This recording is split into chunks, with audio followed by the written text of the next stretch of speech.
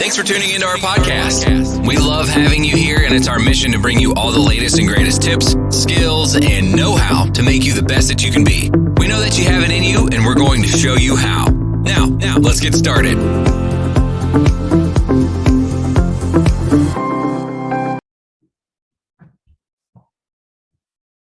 This is Omobola Stephen, your host on Life Well Lived by Omobola Stephen. Life Well Lived by Omobola Stephen is a self-improvement and personal development podcast, occasioning experts who are adept in the topics of personal development and self-improvement topics. Today, I have John David Latta on the show. John David Latta is a music author and teacher. Welcome with me on the show today, John David Latta. Thank you, Omobola. Very happy to be here. All right. Happy to have you on the show today, John David. Now, I would like us to explore on these topics. We want to talk about unconditional love, healing, transformation, awakening, synchronicity, and also wisdom. I think these are very useful tools that we need to be able to wade through life and become whom God has destined us to become. So I'm looking forward to a really worthwhile and engaging conversation with you going forward. So The question is, how do one give unconditional love, and also if to know if it's LD or not? Is that anything like that? I'm sorry, if to know if it's what? If it's LD or not. I'm sorry, I'm still misunderstood you. If it's what? All right, let me go ahead with the question. I'd like you to let me know how do one give unconditional love? And also, how can a person know if it's LD or not? Well, so the way a person can get unconditional love is to, the first thing is to try to get out of the part of the mind that judges and labels. So it's very easy for the mind to look at another person and immediately start putting labels on them, calling them names. You know, this is a good person. This is a bad person. This is a woman or a man, a Democrat or a Republican, liberal, conservative. The list goes on and on and on. They're black, they're white. And unconditional love is seated in the heart center, right in the center of your chest, where about an inch above where your ribs come together at the center of your chest. And unconditional love is, it's like a mother who looks at all of her sheep and loves the black sheep and the white sheep the same, equally. It doesn't look at the white sheep and say, I love you, you're a white sheep, and the black sheep and go, oh, I can't stand you, you're different from everybody else, or even the other way around. So unconditional love is a way of viewing other people and the world with love and what feels like complete acceptance. Right. Now, is it easy, right, to create healthy relationships with unconditional love? It's easier for some people than others. And so I think some people it's quite natural. I think for most people it's quite difficult. I think most people see other people and other situations through the mind, and the mind, in order to kind of keep itself safe and protected, likes to label and judge other people. And so seeing other people and the world through the eyes of unconditional love can take a little bit of work, but it's available to all of us. And it's, like I said, it's right there in your heart center. You just have to call it in. You have to make it an effort. The brain is really funny. The brain gets wired through habit. And so if you start to make unconditional love a habit, it will become your new way of seeing the world. But it does take time sometimes. Absolutely. That's what is truly important there. Everything requires a process. It takes time, but I believe that once you keep practicing it, then you definitely get there. Yes. Beautifully crafted, John. So let's move ahead. I want us to delve into the healing journey. Okay. So how can a person find healing from their past while they live in the present? Is it possible? Yes, it's absolutely possible. I think almost everybody, probably everybody, but I don't know that, but almost everybody has things that have happened in their past that were painful, sometimes horribly painful, sometimes horribly difficult.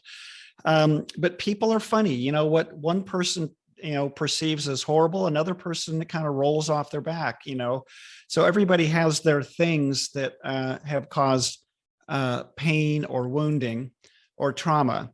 And so it's very normal in a human life to live out that sort of one-sided view of life, that painful, traumatic view of life. And but I think at a certain point in a person's life, a person doesn't want to see the world through the eyes of their pain and their trauma.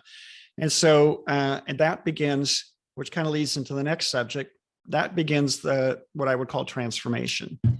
And sometimes it's easy, sometimes it's painfully difficult.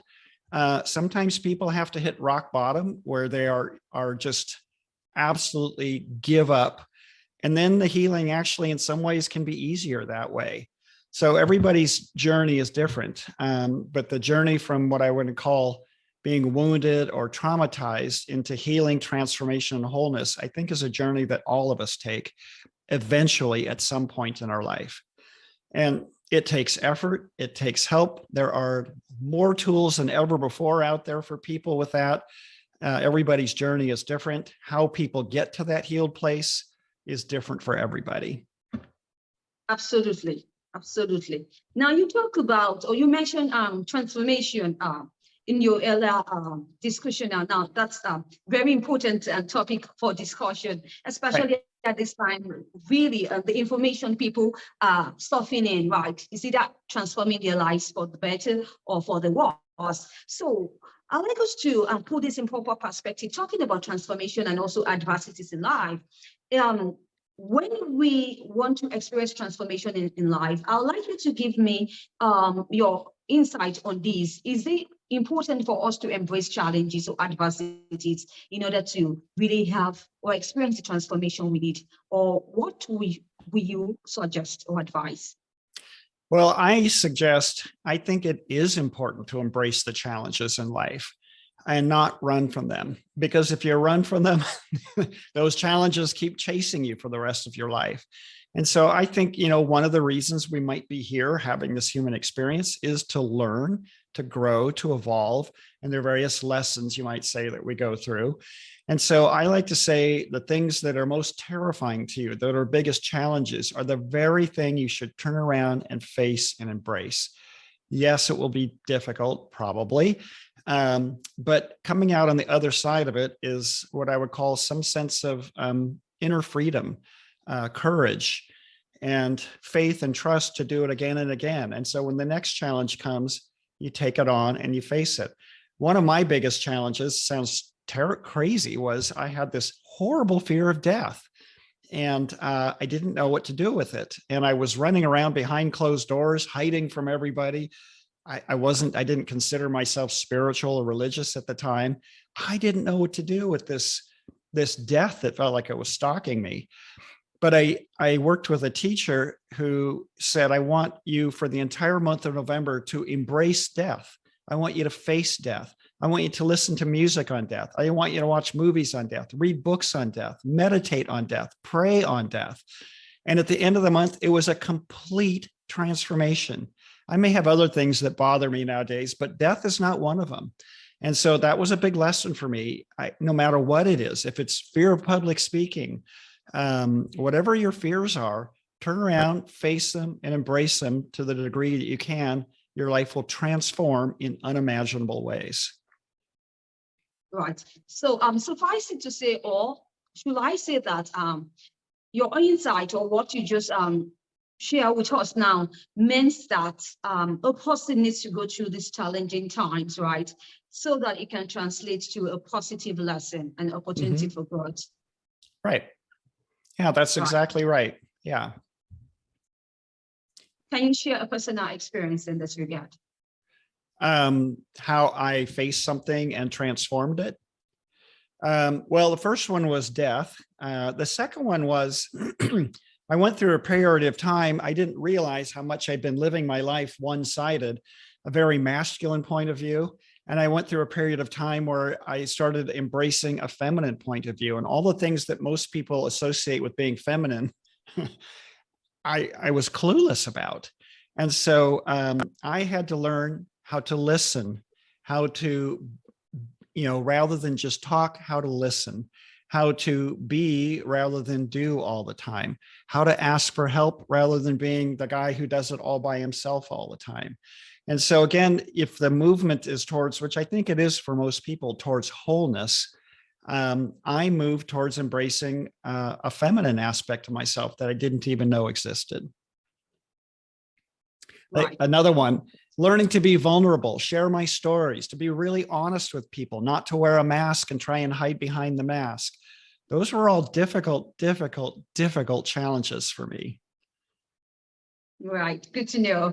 Now, when I was growing up, all I hear is spiritual awakening. Right. John, I would like you to tell me your definition of awakening, and how does a person know that they are going through this phase in their life? So awakening. So it's funny. Just yesterday, I was looking up the meaning of the word woke, because that's a really popular term. And so I think they're the same thing at their core. Being woke, being awakened, awakening just means becoming more aware. And so I think woke usually means applying to, are you aware of racial injustice? Now, the media and politicians have twisted the word every which way, imaginable. But in terms of spiritual awakening, it is this, a lot of ahas, a lot of your perceptual range starts to expand. Some people say you start to remember past lives, old soul memories and things like that. It's as if you've been asleep and you're starting to awaken. And so the process is that you become aware of more and more things. And so that's the best way I would describe it. If you notice that you're becoming aware of things you weren't aware of before, both out in the world and in your own self, that is the process I call awakening. And going even deeper, I think the ultimate meaning of the word awakening is realizing I'm not a human being. I'm a divine being having a human experience. I'm a soul. I'm a spark of God. I'm a spark of divinity having this human experience. But most of us identify with being human. We identify with our thoughts, our feelings, our bodies, our emotions. And so going even further with awakening is, in a way, it sometimes feels like joy and freedom, is that realization like, oh, I'm not a human. This is a role I'm playing. And it feels very real to me, but that's not who I really am. Right. So how can a person tap into this side of spirituality? Well, I think it begins with the will. It begins with asking, I want to experience this. And I think if anybody sincerely says, I want to awaken, I'm ready to awaken, a process will begin, and everybody's journey is unique, where they will begin to awaken. Two things that help me a lot, meditation is very helpful, and dream work, asking for dreams at night, writing the dreams down, trying to make sense of the dreams. Psychologists say that dream work is nothing more than making the unconscious conscious, which again is that process of being more and more aware. And so I would say asking for dreams at night, writing them down when they come, trying to learn the language of your dreams. And meditation is very helpful, because meditation gives you a chance to witness your thoughts and witness your emotions without being swept up in them. Right. So David, we talk about synchronicity, right? I'd like to ask this question from you. Is it a coincidence? And also moving forward, are all coincidences, are they signs from God? I think they are. I think that's one way to look at it. The way I see it with synchronicity is, remember, coming back to what I said earlier about, we have our human body, our human self, and we have our divine self. And if the two are aligned, you might say when the ego is in alignment with the soul, more and more synchronicity or coincidences or miracles start to happen, because there's not as much conflict. The human self sometimes wants to do one thing, your soul or divine self wants to do something else. And I think a lot of times people, especially in childhood, there's wounds and there's trauma, and they pick up conditioning from their political system, their culture, their family, their church. And the more people start to say the most important thing with me is that alignment with God, that alignment with my soul, the more and more these magical, seems almost impossible miracles, synchronicities, and coincidences start to happen. Right. So what you're insinuating is that coincidences, they are signs from God? Yeah, I think, another way to look at it is, I think I'm really on the right path here now. The more and more you see them, for me anyway, they're very joyful and they're kind of magical. I have a very strong left brain, rational, logical mind that just can't figure out why these things keep happening. But I do think they're, if not a sign from God, then definitely a sign that you're on the right path. Right. If you're looking for if you're looking for synchronicity, if you're looking for what feels like harmony, not everybody is. But if that feels important to you, these synchronicities, these coincidences, these miracles that feel like support from the universe, I think pay close attention to them. And whatever you're doing, keep doing that. Right. Thank you for your insight, John David Latta, on the show today. I'd like you to quickly respond to this question. Now, we want to talk about wisdom, getting wisdom. Right. So I believe that maybe you would agree with me. The life is a process. We all go through challenges in life, and somehow these challenges fuels wisdom in us, if we are able to embrace it. Or how do people go to become, a man or a woman of wisdom? So I do think it's a product of experience. And I do think one of the ways I look at life is, on the planet today, there really are what I would call old souls, young souls, middle-aged souls. An old soul is just nothing more than a soul that's had many, many, many life experiences. And later in life, they wake up to the wisdom that they gleaned through all those life experiences. But even in a single life, people will have many experiences. And if they can embrace them without pushing them away, embrace the lessons that they're learning from them, that is stepping into wisdom. If you're faced with challenge after challenge and you run and you hide from it, there is no growth and there's no opportunity for learning and wisdom. So it really is about, like you said earlier, embracing challenges and going towards them, not running from them. That, I think, is where wisdom is born. I think there's probably a greater, what I would call universal wisdom, that some people tap into too, where you might say the sum of all life experiences throughout all of eternity is available to some people as well. So it's not just an individual thing, but an individual's life, I think in general, wisdom is gleaned from embracing and going through many, many experiences, some of them quite difficult. Right. Does the person taps into wisdom? I say that again? Does the person, do they tap into wisdom? How can it be sourced? That's another one. I think wisdom, universal wisdom, is available to everyone. But again, I think something, it requires what I would call a different state of consciousness. It might be meditation for some person, might be prayer for another. It means getting out of that thinking brain, which is, again, the brain is wired sometimes to repeat habits over and over and over again.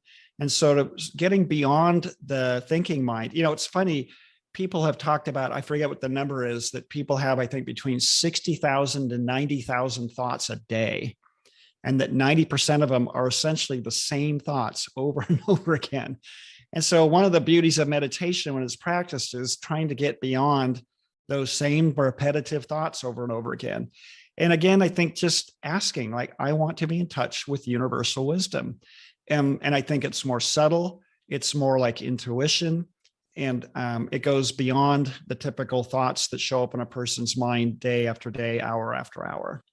I think it begins with sincerely asking, I want to see the universal wisdom in this situation. All right. David, quickly, can you tell me more about your book? Yeah, my book is called The Synchronicity of Love, Stories That Heal, Transform, and Awaken. It's told in 119 short stories, mostly true stories about my life, a lot of those funny coincidences and miracles. And the book kind of explores the more a person commits to a path of unconditional love, the more these magical synchronicities, miracles, and coincidences start to show up. And I like to say my book could have been called Rigid Rational Male Becomes Random Accidental Mystic. And I want people to know that a lot of these things that I thought were make-believe, they're not, and they're available to all of us. And so that's why I told the book, the stories the way that I did. I wanted to share my journey, and I wanted everybody to know that experiences like this are available to everybody. Right. One major takeaway you like to share in your book? Say that again. A major takeaway you like to share in your book to my audience? Yeah. I have a quote called from Rilke that goes, "Some evening, take a step out of your house, which you know so well. Enormous space is near." And so the takeaway is and I think a lot of people, they build, the analogy or metaphor might be, they build a brick wall, all like a house around themselves because it's familiar and there's safety. But there's a point in life where I think you can start to tear down those brick walls and see with greater awareness. And that's been the big transformation for me, is trying to keep an open mind, trying to keep an open heart. Sometimes you don't know what you don't know. And I want to encourage everybody to just have a more expansive point of view. Things like unconditional love, things like universal wisdom, they're available to everybody. And to tear down some of those brick walls and open to those experiences, because they're really beautiful. Absolutely. Thank you once again, John David Latta, for your time and for your insight on today's show. Thank John, you. yes, do you have any projects exciting you'd like to share with the audience? Yeah, I'm working on 3 new books right now. The Synchronicity of Love was my first book.